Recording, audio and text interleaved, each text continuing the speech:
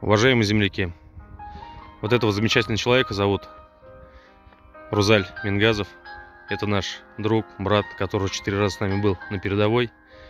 Сейчас он хочет выразить свое отношение ко всему происходящему. Xayrli kun, hurmatli aziz xalqim. Менен да баргаштын, егетлер белән очрашкачтын. Мин тормышка бөтенләй башкача карый башладым.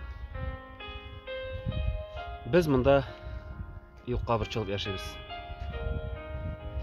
Тормышның кадерен аңламыйбыз, дөньяның тәмен күрмибез.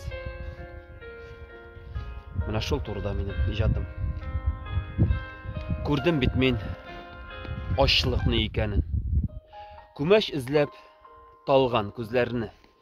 Еллар түгел, бар авырлыклар якынайта икән күзләрне.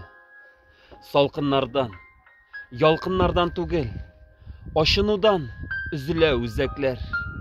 Шартлаулардан җирләр тетрәгәндә, ничек түзә икән йөрәкләр. Без борчылган тормыш мәшәкате, бер уйлансаң, бигрәк вак икән. Дөньялары җитеш заманда да суга тилмерүләр хак икән.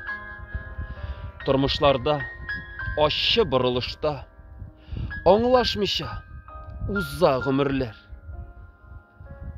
Бу егетләр түзгән сынауларга түзә алмас, хәтта тимерләр. Дөнья җилләренә каршы барып, туры тотам тормыш җилкәнен. Үз күңелем белән күрдем бит мин чын дуслыкның нәрсә икәнен. Спасибо тебе, брат.